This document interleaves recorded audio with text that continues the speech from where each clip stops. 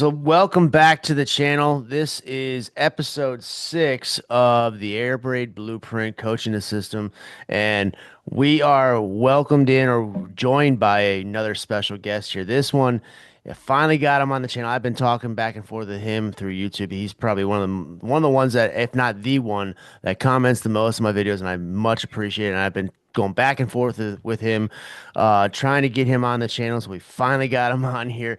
We are joined by Coach Anthony Arinaga from Stockton, California. He's an OC out of Franklin High School. Man, he has shared a lot of ideas over YouTube and in the comments. So if you haven't checked out some of the comments, some of the other videos, man, he's got a lot of great ideas. So we finally got him on the channel. We are going to talk about the Smash concept tonight. But before we do that, Coach, um, welcome to the channel finally. And just kind of just tell everybody, a little bit about yourself, so before we get rolling into the meat and potatoes of this episode. So it's all yours, Coach. Good deal. Glad to be here. I know, it's been following your page for quite some time, back and forth with YouTube. Been varsity offensive coordinator for the past 2 seasons at Franklin High School in Stockton. We went 5-5 last year, which wasn't too bad. Second year with the program, we had 18 consecutive losing seasons. So it's definitely been a culture change and trying to get instilled some things. And I've been watching the show on YouTube for quite some time again, just because it's good to see the ideas and concepts that you have going out, getting it broken down into some understandings. And it's worked as a really great platform to confirm some of the beliefs and ideals that I've had as well when you get out there and start researching things that you want to try. And I've been coaching high school football in the area since 2009. So between that, youth football, and other assorted youth sports, I think I have somewhere like 25 seasons of coaching or 25 years of coaching experience. I started coaching Little League when I was like 13. So it's a really great opportunity for me to give back to my community. Well, that's awesome, Coach. Do have a couple questions for you though. Now, you mentioned that you're the OC second year. Now what type of offense would you say you're running? Are you strictly air raid, or are you kind of like a mixture of some multiple offenses with some air raid principles? What would you say you are? Oddly enough, I get a lot of the air raid concepts I see, but I'm a wing T guy at heart. But again, if you say wing T, everybody thinks you don't pass the ball. But I see that there's room to combine those principles because the blocking is the blocking. The receivers are still the receivers. Number one is your number one. Your number two is your number two. Your number three is your number three. And as long as you keep that in mind, you can take those very same principles and translate them. I run a multi-formation look. Depending on what the matchup is for the week, but I try to keep the same base personnel in, so we just mix and match to find our advantage and outflank our opponent. Well, you and I have even some more in common because the head coach that I work for, he's a wing T guy too. So we were mainly wing T last year with some air raid principles as well. So I'm right there in the same boat with you. And you also mentioned that you started coaching around 2009. That's about when I started about 2 years earlier. And I did the youth stuff, middle school, and then worked my way up to high school. So you and I have even much more in common than I thought. So I appreciate it. And again, welcome to the channel, and I'm definitely looking forward to hearing what you have to say. We are going to be covering the Smash concept in this episode here. So again, Smash is a huge concept that a lot of coaches use, and there's a lot of versions to do, a lot of variations. Um, we are going to be trying to break down again the very, very basics of it. We're trying to give you the basics to start off with. And again, we got three perspectives coming here. That's the whole goal of this whole series, is to kind of break it down into ways in which you could figure out how to teach it to your kids, how to teach it to your coaching staff, or whatever it might be, and trying to give you the easiest ways to find a way to teach it. And whether you cling on to something I say, or Coach Deason, or even Coach Anthony, who says, so be it. That's the whole point of this, is to give you ideas, to give you ways to better teach it, to better understand it. So you're going to get three perspectives on the Smash concept tonight. And I think we're going to start off with Brian tonight. He's going to, share his versions. And so we're going to just toss it over to him. Thanks, Jason. Again, glad to be here, being able to share with you guys. This is another one of the concepts that, we kind of teach as a base, and then we kind of manipulate it a little bit, and I'll try to be as fast as possible and kind of go through this smash concept that we run. Our basic smash concept, we really like to run against cover two. I think it's probably fits this scheme better than anything. we can use it as quick game with a little bit of motion. I'll show you guys that here in a minute. But we like to, also consider it deep passing game, and we also like to roll out with it. So this particular version of snag, I think, is pretty much what most people run when we're talking about snag. And for us, uh, our Z wouldn't come in motion. So this snag here that you see, this route he would be here, okay, in our base. That's going to be our alert or hot, so he can break it into the or to out, um, just given the corner's leverage, right? So figure out what the corner's playing. We have a tag to tell you just in or out. So this would be our alert or our hot, so it's going to be about 4 or 5 steps. And then, we're going to lock the hitch in, or we can push it out just a little bit. So if he can get to his hitch and start to slide again, the post up, we like to do that. We like to teach them, that concept. Anytime we run our hitches, we want them to be able to post up. We want them to be able to keep the defender behind them or to their side, be able to get their hands out, catch the ball. We like to get space if we can, but obviously sometimes you got to throw these hitches and they're in tight windows, right? Corner out over the top. So Y is going to be in our normal starting location, which is between the 7 and the 8. That's just a base location out of there. For us, we call this 22 pistol. And he's going to make it look like his stick. Again, we try to keep the concepts in our base part of our routes, the first few steps of our routes, similar, right? So in this concept, some guys call it a shake route, whatever. But he's just going to run his stick version stem. Then he's going to get vertical, press the safety, and then get to the outside as fast as he can. We're looking about that 10, 12-yard mark for that corner route. You can break it a little flatter if the safety's on him. We want to run away from the coverage. We don't really want to keep running to him and letting him gain in phase or that type of route recognition on us, right? Our H, he's just going to sell the outside zone, that we pair everything to, or zone stretch, just depending on which one we have. If we go outside zone, it's going to look like this shoot. If we go stretch, he may look more like a bubble. We may actually toss him the ball out there, so that route will look more like a swing that we run with our shallow route. So there's, another couple of levels of things that we can do with that. But for the most part, he's going to just hook up on the side, what we determine in the weak side of the play or the backside of the play, and he's going to just get to the space after the checkup. If there's no in there, in man a line of scrimmage. If the in man's coming, we're going to aim for the outside shoulder and try to get him turned. We'll just work off the wheel or the Sam, depending on which side those guys are at. RF, he's going to run the corner again. Again, if you look at some of these other concepts that I'm going to show you that we're going to pair this to, we want those similar type routes. So with our inside release with our F, we can make that look like drive, make it look like levels, or we make it look like shallow, so on and so forth, right? But he still has the same concept for the corner route when they're mirrored. We're looking 10 to 12 yards, burst it flat, just run away from the free safety. And then for our corner, again, we can just sell the hitch, just take the hitch if we want. If we get some off coverage, we're just going to take the hitch. He's just going to hitch up. If not, we're going to make it look kind of like our Y cross from the backside, allow him to get to the other side of the field if we need him there, just keep running. So if we have a hot on that or we have alert, we can either bend it up, go to the outside and run a divide concept here, where number one's going to the outside and number two's running the corner behind him. Hopefully we run this corner off and the free safety's got to chase. A lot of times, corner, if he's sitting down low, we can run past him. We can hang him up right there. Maybe we can get a shot out over the top. So this is kind of the base concept of what we teach for smash, and again, we're looking for the corner. The corner stays down. We throw the corner route over the top. If he starts the bell, we just hook it up and throw that smash route at the end.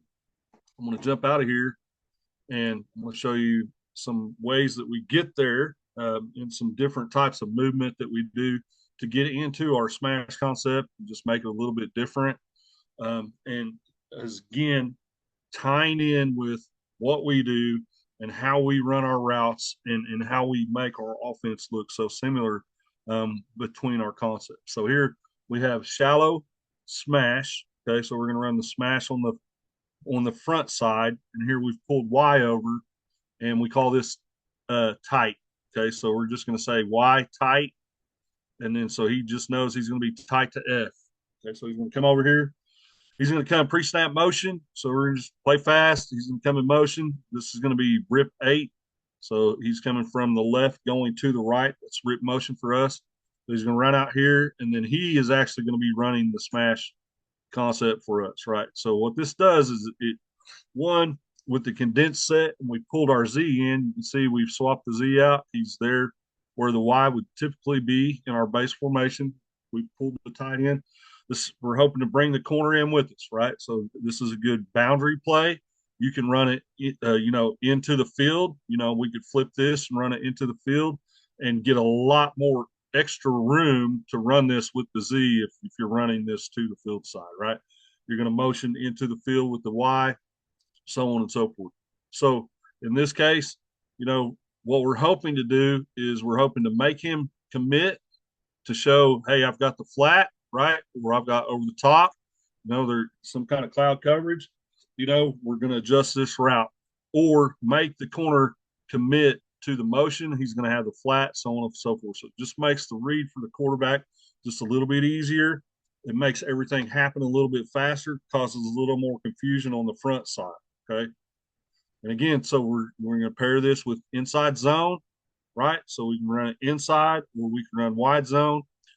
Back is there for protection. He's going to come in. He's going to check up if the end doesn't come, or if we've got him blocked out, he can get underneath the route or stress the backer to stay there and away from our corner route, right? So again, we just make it look like our shallow.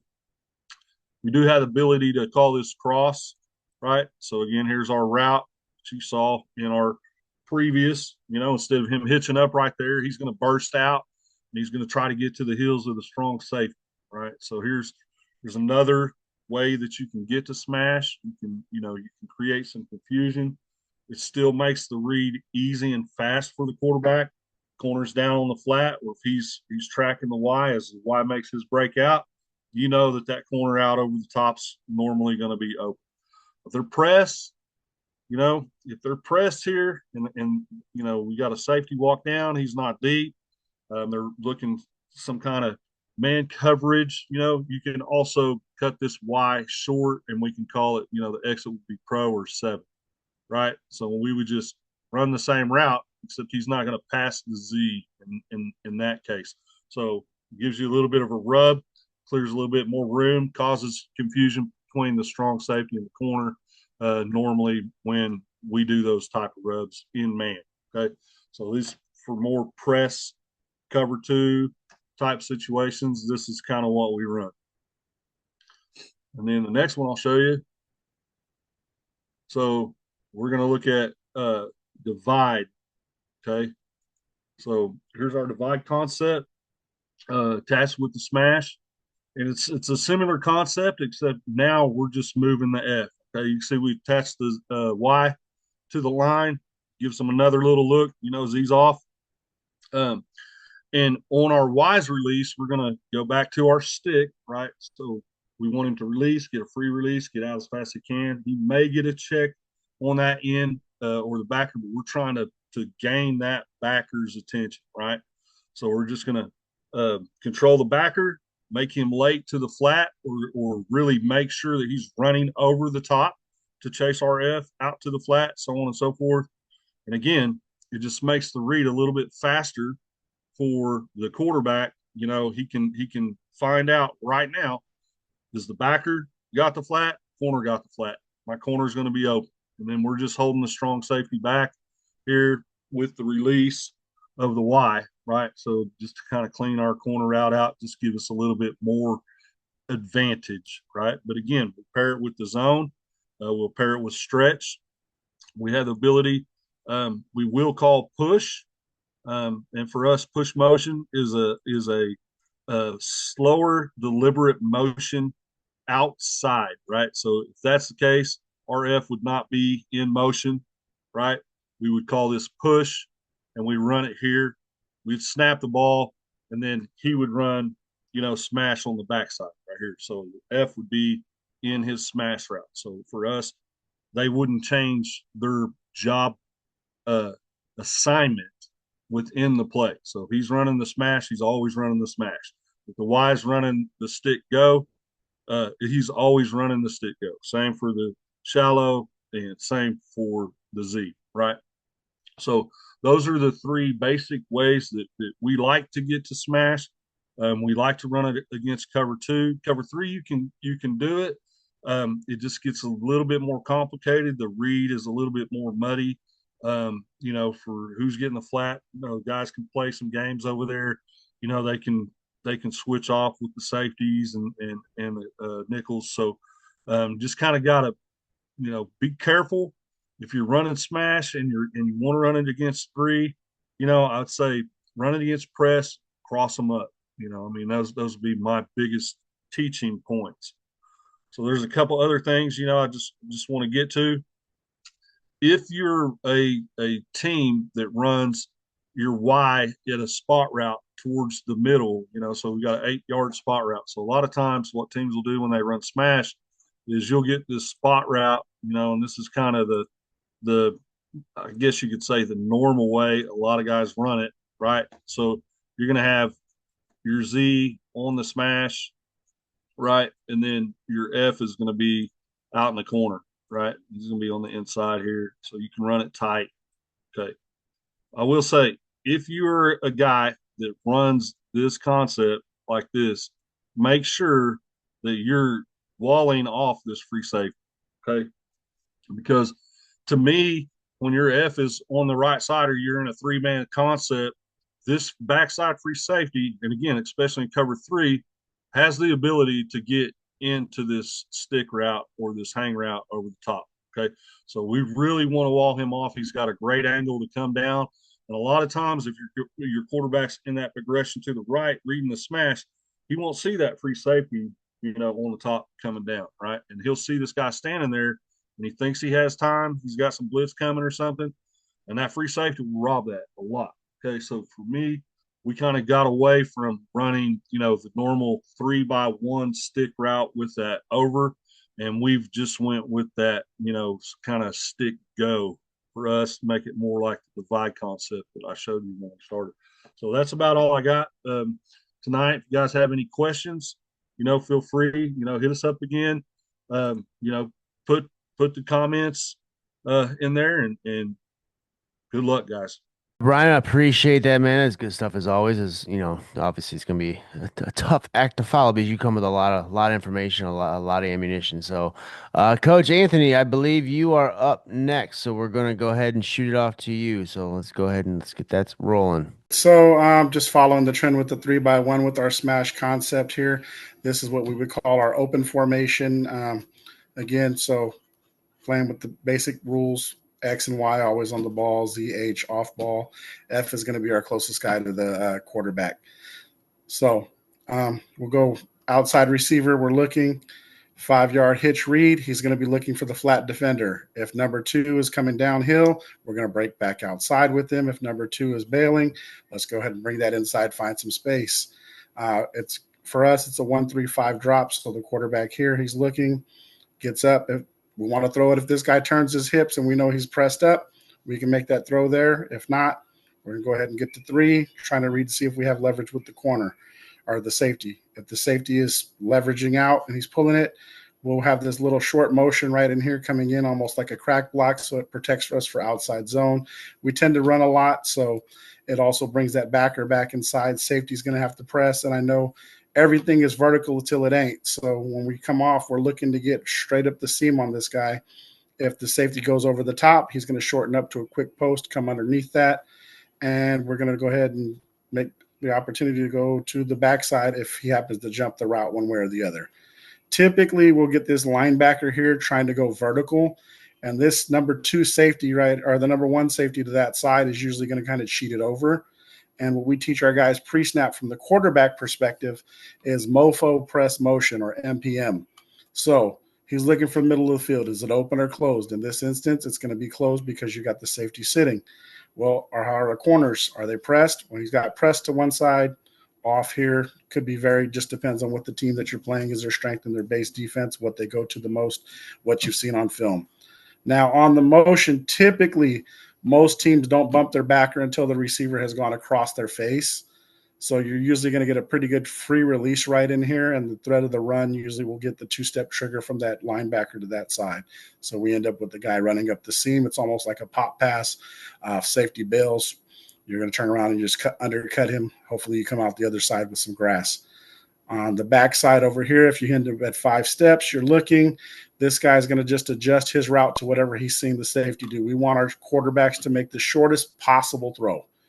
A lot of schools, a lot of teams in general, you're not going to get a kid with a cannon arm year in, year out. And when you do, you're blessed to have it. But let's be honest, most high school QBs you get 35 yards before the stuff starts looking like a wounded duck, are the old Bernie Kosar throws from way back with the Cleveland Browns. So you want to just get it out as quickly as possible. If he happens to have the sideline, you like it, and this kid's isolated on this side and he's pressed up, I usually tell the quarterback, if you really feel you have a green light, turn, throw that 2 ball when that guy turns around and he's got his back to you. Go right over the outside ear hole and let it go. We'll either full slide with our line and have the back pick up the other side, or we'll just run the flare to him, and it gives you that check down just in case you're seeing any kind of off coverage over there. Pretty simple concept for us. We just try to rep the heck out of it so that everybody's got a chance to run it. This guy making his read out here as the first receiver is usually going to give you money or not, because he's going to take somebody with him, or he's going to cut right in here and find that nice open patch of grass, turn, knife up the field. If he breaks one tackle, hey, it's anybody's bet depending on how fast that kid is and what kind of guy he is with the afterburners. If he doesn't and he gets tackled, he's picked up about 8-9 yards, you're moving the sticks, or you're getting into second and really, really manageable. Coach, that was good stuff. It was a great concept, and I'm probably going to be following the trend with the 3x1, talking about my smash concept here as well. So I'm going to kind of follow the trend here. If the gentleman just talked, basically we were all staying at 3x1, like to run the smash concept out of 3x1. I mean, you can run it out of a 2x2 set. That's the most basic version, where you see that outside receiver typically run that hitch, and that inside receiver, that slot receiver is going to be running that corner route. So kind of the same thing here. We are going to be running that hitch with that outside. So we're going to run this obviously to the 3 receiver side. So we're going to run that hitch right there, and then we're obviously going to have the corner route here. So kind of Brian, kind of just like you, typically like to run this against a cover 2. However, I am paying very, very close attention to if I know they are a heavy cover 2 team, which very few high schools play. I mean, at least that I've seen, that play a really, really solid cover 2, that are really, really good at it. So if they do find themselves in cover 2, there are some holes. There are some significant holes that you can take advantage of. And definitely smash is one of those concepts that we can take advantage of, especially if that safety is not as, I guess you would say, disciplined at covering his half of that field. You can really take advantage of it, and it really stresses them out too if they want to stay in that cover 2 against a 3x1 set like this. So what I do, or what I typically like to do, is I'm going to use that insider, that number 3 receiver, to really, really hold that safety so that I can really accentuate that corner route to get that going. So before I go talk about that, though, a couple rules with my receivers as far as the hitches. Again, tell the receivers every single time, doesn't matter what concept we're running, doesn't matter what route run. I always tell the receivers it's a vertical till it's not. So you are running a vertical until it's not. So that means that if you're running a 3-step hitch, those first 3 steps better look like you're damn going, to the goal line. You're taking the top off the defense, because we want that defense to react. We want that defender to react, whether it's flipping his hips and running, or just completely backpedaling, giving you about 5 more yards of extra space, whatever it might be. You are trying to sell him that vertical in those first 3 steps. So we really, really drill that hard. So on that hitch on that outside there, we are really trying to sell that vertical to even try and get that corner back up. Because more like he's going to be in the face, especially if they're in a cover two. He's going to be hard pressed to get off that line. So, which another reason why I like to kind of maybe put my outside receiver off the ball and put the inside receiver on, just to give him a little bit easier of a release there to get into his hitch there. So as far as the corner route, a couple teaching points or coaching points there, which I'm gonna just probably echo what I've said before in the past, where I like to teach it in steps. I don't teach it in yardage, so it's more about 5 to 6 steps, maybe even push it to 7 steps, and then you're breaking with that inside foot. And your landmarks, your aiming point should be if you're outside the 20-yard line, that should be that front pylon. And then if you are inside the red zone, that aiming point should be that back pylon because a lot of times if you don't give them some sort of a landmark, then that corner route ends up turning out to be a more of a deep out because they just cut their angle too sharp and it's not carrying deep enough. But primarily with smash, you really want to just kind of high low the corner. All right, so if that corner stays low, we go high over the top. And if he goes high and backs out, we just hit the hitch. We take the space underneath. Real simple there. But I added in, or I like to add in something here.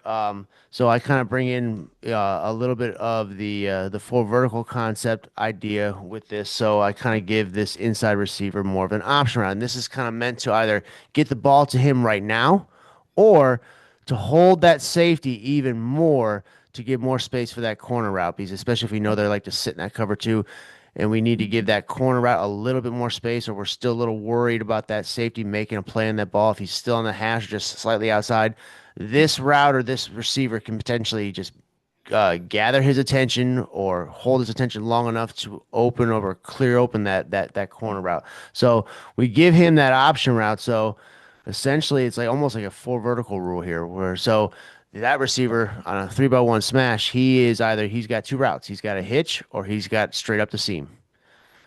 And really, it all depends on kind of where this apex defender is. If this apex defender is more apex the both receivers, so he's splitting both the difference between the two of them. So if he's a little bit, well, move him over here. If he is more over here, basically in between, then that kind of is a key indicator that he's going to run a vertical. So we're going to put him on a vertical right now, and he's just going to get up the seam. And since it's a middle field open, he's going to get more towards the middle of the field, but still gaining the engine or flashing in front of the face of that safety to try and hold that safety in the middle of the field to hopefully spring open this corner route here. And also, it might garner the attention of this apex defender here. But if that defender is more head up and his more focus is on the attention of that middle receiver right there, then this receiver, our Z receiver in this case, has the option because just like four verticals, if he's open right now, get him the ball right now. And so we can take that easy, quick hitch right there, that easy space, and he's just going to tight turn the ball and get upfield. So we kind of have that option here. So that's kind of the little wrinkle that I like to put into it, just to really put pressure on the defense. Because I mean, I don't know about you coaches, but for me, I would say if I'm out there, I would say almost 70% of my plays that I'm calling are out of some sort of 3-by-1 set. I'm primarily in a 3-by-1 type of set, mainly because I like to do it out of the hashes. Just even still, I just love the 3-by-1 set. So because they put so much stress on the defense, and this is just one more way to do it. So again, just to reiterate, high low the corner is the basic idea of a smash concept. So again, the way to break that down simply is if that corner goes high, you throw low. If that corner stays low, you throw high over the top of the corner route. This route right here just simply is designed to either get the ball to one of your playmakers' space, because Z for me is another one of my slot receivers, one of my playmakers, or a really not oversized, but matchup problem type tight end who's in a wide receiver stance. So he's a big body, big target, or that's some speedy guy that we can send right up the middle.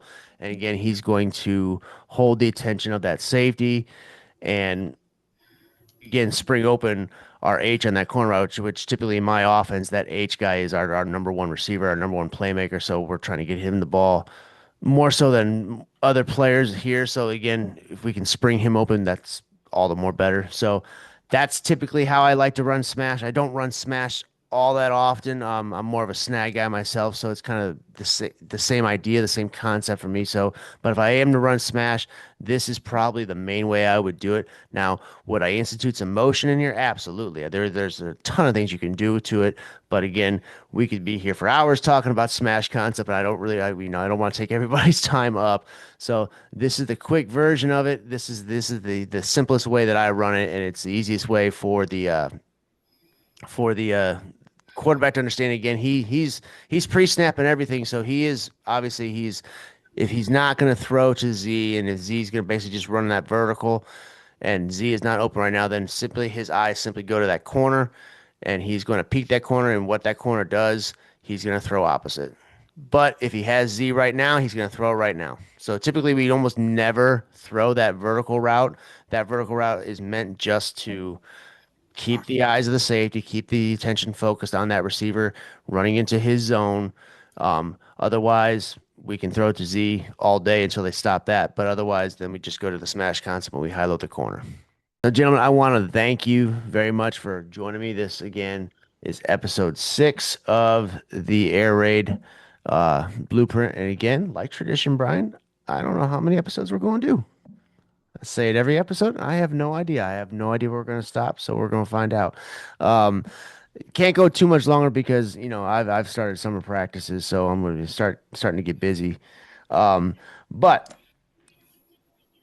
uh, again, Coach Anthony's information is going to be in the link down below, or the description down below. Coach Deason's information is already down there as well. Again, we gave you the basic stuff. We gave you the basic stuff. Um, if there is questions, there's comments, please do not hesitate. All three of us are more than willing to answer any kind of questions you have. Again, these sessions are not meant to be 4 or 5 hours long. They could be. They could very easily be, especially with the man that's down the bottom of the screen. But if you have questions, please do not hesitate. We're more than happy to have this is why we're doing this, is to help those coaches out that are unsure of how to even get started or unsure of how to teach it. Hopefully you learn something. That's the whole goal from this, because again, us as coaches, we want to give back to the community. So this is our way of doing that. So I appreciate y'all watching. Coach Anthony, you got any parting words before we call today? I think one of the great things about football is it always circles and cycles back around, and it's always great to get in there and talk with people who are a little ahead of the curve or people who are setting the trends, so to speak, because it gives you a great fresh perspective. And try stuff, workshop it, and see what you got. And it's always really important to explain the why when getting the kids to buy in, not just the how. Yeah, well said. Well said. Absolutely. Coach Deason, what you got for me? Hey man, Jason, I appreciate you guys. Anthony, it was great talking with you, man. Love that concept, and I'm definitely going to use it. I love the little short motion in there, pin that safety down. So, um, man, I hope you guys are getting a lot out of this. Again, if you got any questions, just hit Jason up. Shoot him an email, shoot me an email, shoot Anthony an email. We love to talk football. Anytime you guys want to come on, just hey, hit Jason up, and we'll find something to talk about. I think we need to get some run game, Jason. No, he keeps saying that running game. But we got a few more. We are talking air raid, so we're gonna talk pass first. Then we'll get we'll get a couple runs in, I guess. Maybe we'll touch on it before the series is over. But gentlemen, it was a pleasure as always, Coach Anthony. Definitely, like I said before, I want to get you back on the channel again because we've been talking about this. We've been going back and forth for a while now. So I'm glad I finally got you on the channel. Welcome to the channel, by the way. If I didn't welcome you earlier, I think I did. But anyways, gonna have you back on because you talked off camera about how you're kind of more wing T oriented, and we haven't really had someone come on here and talk about the wing T stuff a little bit, and then using the air raid principles in it. It can be done because I do it at my school a little bit that I'm at now. So Absolutely. it can be done. It's not out of the ordinary. Just because you're running air raid doesn't mean you're just throwing the ball 90 million times a game. No, it's not like that. It's again, you'll hear air raid coaches talk 1,000 times that it's not plays, it's a philosophy, it's a way of thinking. So if you incorporate that into the running game of the wing T, it's a very, very nice marriage, to be honest with you. It works well. It does. So, gentlemen, um, thank you as always for joining me. It was a great session. And to y'all out there, I hope you learned something. Hope you enjoyed the video, and we will see you in the next episode.